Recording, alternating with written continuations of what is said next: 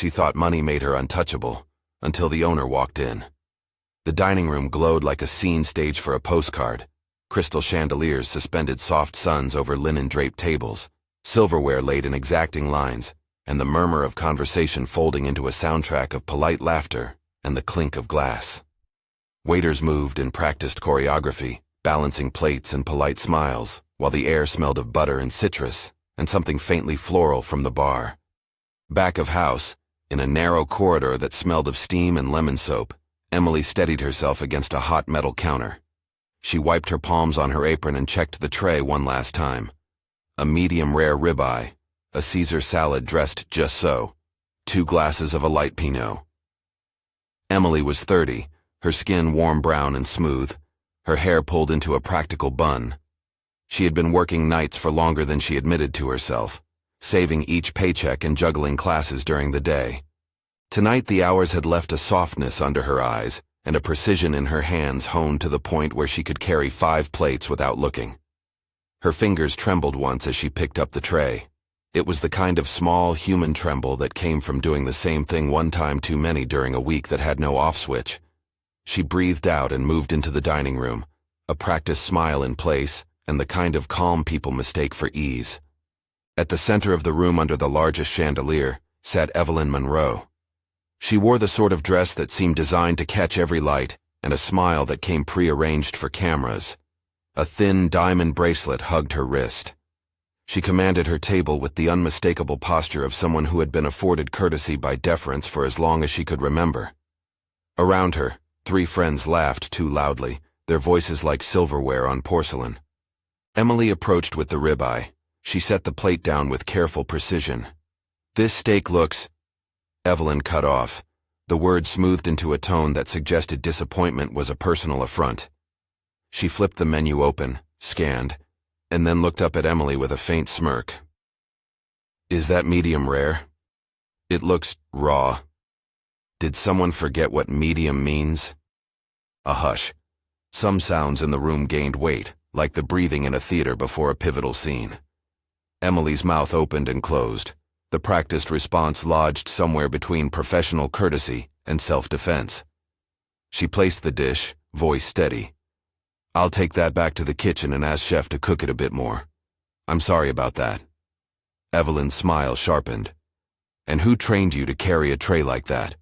You look like you might trip any minute." A friend snorted into her napkin. Laughter, crisp and quick, spilled over the table. The sound rounded the room and landed on Emily like a score. Some of the nearby diners glanced away, uncomfortable. A man in a suit pretended to check his phone. A couple in the corner faltered mid-conversation. Emily's jaw tightened in a way no one in the room could see. A fork clinked against porcelain at Evelyn's table. A child at the next table watched with the wide-eyed focus of someone noticing a new lesson about how the world could be arranged. She straightened. "I'll have the kitchen take care of it right away," she said. There was a politeness in her tone that was not surrender, but rather a careful holding of ground. She moved away, the tray now empty, and her shoulders shook once when she let out a breath behind the pass. Her hands were steady again when she picked up a water pitcher and filled glasses like an anchor holding a line against current. Across the room, near a high table by the window, a man in a gray suit watched with the kind of attention that didn't belong to an ordinary diner. He had the compact, well-balanced posture of someone who had spent a life making decisions. Neat hair, a slow, considered smile that did not require a laugh in return. He sipped his wine with the air of a man who knew the restaurant, not as a guest, but as someone who understood its pulse. At the side station, the manager, a woman in a black blazer named Mara, noticed the tense exchange. She followed Emily with discreet concern, eyes flicking between the table and the thin line of sweat at Emily's hairline. Mara approached the Evelyn table with the pretense of checking on the meal, offering an effortless, practiced charm that suggested she had handled difficult patrons before. "You know what?" Evelyn said, leaning back as if settling a bet she had already won. "It wouldn't hurt to have someone with a little more polish. Don't you agree?" She let the comment hang like a garnish. Mara nodded in the way trained people do. "Of course, ma'am," and signaled to the kitchen with a glove-tipped hand. In the kitchen, the chef shrugged and said, "We'll fix it." Emily, at the pass, watched the exchange through the small opening. Her face was a landscape of quiet resolve. There was fatigue, yes, but there was also a thing that runs under fatigue like a current. Dignity. She didn't flinch. She had seen this look before. People testing the edges of her patience, seeing how much friction would produce change. Watch what happens next. If this resonates, stay with us, a thought would have said aloud to a viewer. But in the room, the story kept moving. And staying meant watching the small human engine of the place keep running, in spite of a single loud storm. When the corrected steak returned, Evelyn snipped at the server unloading it as if the new sear still carried a personal slight. "Perfect," she said lightly, then added, softer but deliberate. "For a moment there, I thought this place had lost its standards." A spoon clattered in the kitchen. Emily's hands were steady as she passed plates. A busboy nearly dropped a tray across the room and managed, by angle and force, to save both pride and plate. The man in the gray suit watched, his gaze not on the spectacle, but on the rhythm of service itself. He noticed the small thing most people missed, how Emily paused at the bar, closed her eyes for a heartbeat, and then squared her shoulders and went on. Tension spread like a slow ink stain. The laughter at Evelyn's table was less bright now, more a series of reflexive sounds than actual amusement. The room felt as if it had tilted, and someone was adjusting the balance. Mara, ever the manager, positioned herself where she could monitor with proximity and discretion. She caught the eye of the man in the gray suit, and he gave a slight, almost imperceptible nod. Their exchange was economical. No words, only signals. Mara leaned close to the man, and he lowered his voice so the words were private, but the intent public. "Do you want me to?" Mara asked. He shook his head. "Not yet. Let it play out." Mara's lips pressed into a thin line. She went about her tasks with the precision of someone who knew when to step forward and when to wait. Emily moved through the room like a current threading pebbles. She refilled a glass. She squared a napkin. She collected a plate. When she passed Evelyn's table again, Evelyn gave a small, condescending clap. "Lovely service," she said. But the tone was barbed. "You should smile more. People are paying to see passion, not sorrow." At that, the room held its breath. A woman at the next table felt an urge to speak up, then thought better of it. An older man put down his fork, his mouth a straight line. The child at the corner leaned forward, eyes incredulous. Emily's reply was a small thing, but not a small act. "I want to make sure your meal is right, ma'am," she said. Her voice did not carry theatrical hurt. It carried the calm precision of someone who had measured words and chosen a way that would not escalate the storm. Evelyn tilted her chin. "Well, make sure it's worth every dollar." There are many ways to humiliate someone in public. The cutting comment, the mocking correction, the insinuation that a person is less by virtue of where they stand in the room. Evelyn practiced a mixture of all three. Her friends laughed obligingly. The man in the gray suit listened. He watched Emily tuck the pins that had come loose on her apron into a pocket. He watched the careful mechanics of how she smoothed her hands and returned to the kitchen. He was not the kind of person to make a scene. He was the kind of person who measured the room and then altered its tilt with a single decisive movement. The evening moved toward the final courses. Orders were closed. Plates cleared. The soft overhead light narrowed into pools at each table. The room had the compressed energy of a soft exhale about to be released. At Evelyn's table, the friends had early started to loosen the evening into a private script. Photographs, toasts, the rituals of privilege confirming privilege. The server who had been assigned to them approached with a bottle of champagne and a small envelope. It was a common gesture in high-end restaurants, complimentary, or a small apology offered as a sweetness, or sometimes a perk for being a regular. The envelope glinted with the ridicule of reward. Its presence read like a confirmation that the table's social power had been acknowledged. Mara stepped away for a second, then returned bearing the champagne and the envelope. Her face practiced courtesy. The server uncorked the bottle in that quiet, ceremonial way that turns bubbles into a small pageant. That was when the man in the gray suit rose.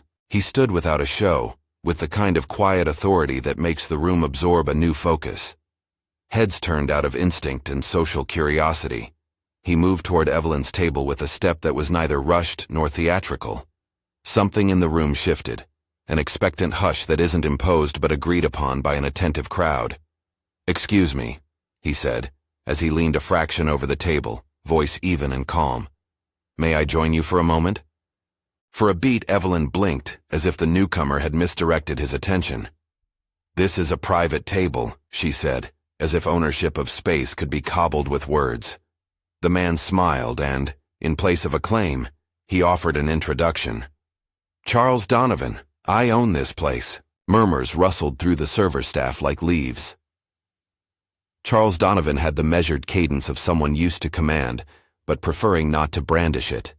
He gestured, almost imperceptibly, to the woman whose name tags read, Mara.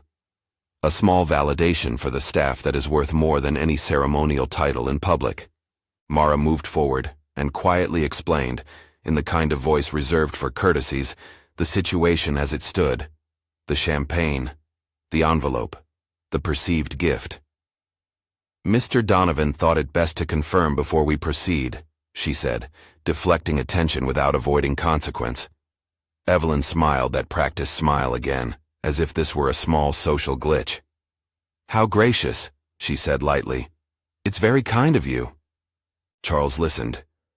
He watched as the laughter around her table returned in faint echoes. Then he added deliberately, "Before we accept anything, I should tell you something personal." The room leaned in, not all at once, but in the manner of people who know an unrehearsed moment when they see it. "This young woman," Charles said, nodding toward the doorway to the kitchen where Emily stood for a second, hands folded waiting, a posture that said she would rather be useful than noticed, "is my niece." There was a small, almost imperceptible ripple like a wind crossing a lake. The laughter at the Evelyn table dropped 2 octaves. Evelyn's hand froze on her glass. Emily's face moved through a cycle visible only in the close reading of a human moment. Surprise, color lifting into the skin, an awkward smile that was both grateful and embarrassed. She stepped forward because the space asked her to, because family is a pivot that rearranges the dynamics of a room. Charles did not rise to shout. He did not call names. He did not pull rank in a way that scorched. He used a different instrument, clarity. "Emily has been with us for 2 years, Charles said. "She is reliable, hardworking, and she deserves the same respect you expect to receive in this room." Evelyn's mouth made a small O. "Oh, I didn't realize." "No one needed anyone's realization," Charles interrupted gently. "What matters is how we respond now." He turned to Mara and spoke briefly, his words to her alone but audible enough. "Please bring a receipt for tonight's table and the champagne. We will take care of it, and I'd like to make a donation in the amount to an organization that supports young women pursuing education and careers." Mara's eyes glinted with a mix of relief and pride. She moved like a conductor whose baton had finally been acknowledged. The envelope on the table felt suddenly heavy with a new meaning, and Charles signaled for it to be taken back. Evelyn bristled, a thin line in her face where pride met surprise. "You're going to... what? Pay for this?" she asked, incredulity flavored by the discomfort of being publicly redirected. Charles waited for the question to end. "We are going to redirect the gesture," he said. "Instead of rewarding behavior that belittles someone who is serving you, we'll invest in a cause that supports the very people who are giving us the service that keeps this place running." He named the organization, Windward House, a small community program that offered scholarships and job training for young women. The audience heard the name, and some nodded, because the idea made sense, because the redirection felt like an education instead of an execution. "It isn't a fine," Charles added. "It's an accountability. It's an opportunity." Evelyn's friends looked flustered, their laughter shriveled to an awkward cough. One tried to make light of it, but the room's tone was changing. Respect, once a currency for Evelyn's table, was being redistributed in a quieter way. Emily, standing near the pass, felt something loosen in her chest. Her face registered relief but not triumph. She had no interest in seeing another human humiliated. She did, however, Want to be seen as more than the sum of a tired uniform and a night's worth of plates. Charles's words were not a sermon. They were an assertion of a standard. "We all deserve to be treated with dignity," he said simply, his voice carrying the authority of someone who had long since realized that power used only to crush is a poor steward of power. "If you choose to leave, you'll leave knowing your tab was put to work supporting people like Emily. If you choose to stay, I expect the same courtesy you'd offer any guest." Evelyn's face softened in a way that suggested the fight had been called off in her head. The diamond bracelet caught the light, and for a moment, looked like a small reminder that adornment does not make a person moral. Applause was not necessary. The room shifted its posture. Some patrons sat more upright. A few offered nods of approval. A man at a nearby table raised his glass, an unseen, spontaneous gesture of solidarity. Emily walked forward, pulled her hair into a bun with fingers that no longer trembled, and returned to the floor. The next tray she carried seemed to weigh less, not because of the plates but because of the air around them. Lighter, more attentive. People began to tip where they had not, because the evening had been moved into a moral register where small acts of recognition mattered. Evelyn gathered her things. Her friends offered uncertain smiles. She left with a swifter step than she had arrived with, and a look that suggested she was not chosen for immediate reinvention. Humility, when it arrives late, can feel awkward as a borrowed coat. But she had been called out in a way that invited rather than crushed, and that invitation sat uneasily with her for reasons she could not, in that instant, reconcile. Outside, the night swallowed her footsteps. Inside, the staff exhaled. Later, in the kitchen, chefs traded glances.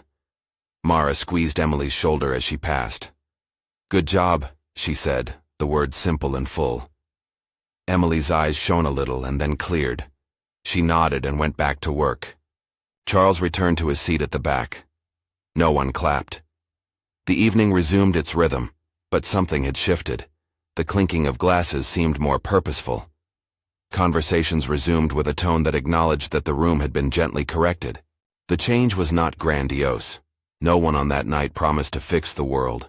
The donation to Windward House would not eradicate inequality or wipe away every indignity, but it was a measure, concrete and public, of what accountability could look like when practiced without spectacle.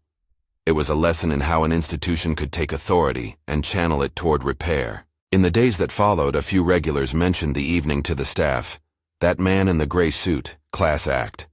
Others posted a brief note online about the atmosphere of the place, tipping the staff's name with a recommendation. Windward House received an unexpected check, which they would use for a small scholarship already earmarked for a young woman in culinary school. Emily went to her classes the next morning.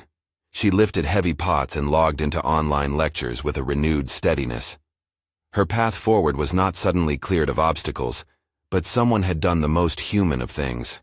They had affirmed her dignity in public. Charles Donovan watched from the window at the end of the night, a cup of coffee cooling in his hand. He was not pleased by the confrontation. He had been displeased by what had happened to Emily. But his satisfaction was not the satisfaction of triumph. It was the quiet contentment of someone who had used his position to correct, to educate, to hold a mirror up to common decency. "Leadership is rarely loud," he told Mara as they locked the front doors. "Most of the time, it's just making the right call when no one is paying attention." Mara smiled. "You did more than make a call," she said. "You gave her a safe place to come back to tonight." Charles nodded. He'd take the moment as a lesson for himself as well. Power, he had learned, was best used like a lantern, to light the path for others, rather than to scorch those who stood in the way. Evelyn, in the cool air of the night, stepped into her car and sat for a few extra seconds before driving off. Her friends were silent. There are evenings that change a person like a quiet tide reshaping a shore, unnoticed in the small hours but altered in ways that compound over time. Whether she would change remained to be seen. On that night, she had been offered correction rather than spectacle. Perhaps the next choice she made would be different. Back in the dining room, the staff closed out the last checks. A couple left a handwritten note for Emily on a napkin. "Thank you for your grace." She folded it into her pocket like a talisman, and then walked out into the night, the air cool on her face, the city hum a different kind of music. The moral of the evening was not a sermon. It was not an argument for righteous indignation for its own sake. It was a portrait of what dignity looks like when protected, measured, calm, corrective, and actionable. One man used his authority not to shame, but to reassign privilege to repair a small injustice. The room, for the length of an evening, became a small democracy of manners. In a world where humiliation can be cheap and spectacle cheaper still, the evening's real currency was how a person with the ability to sway a room chose to do so. He didn't shout. He didn't take pleasure. He acted with the quiet clarity of someone who knew that respect costs nothing, and yet is priceless when withheld. If this story moved you, consider sharing it with someone who values simple acts of moral courage, and subscribe for more true-to-life scenes that remind us how one small intervention can change the tone of an entire room.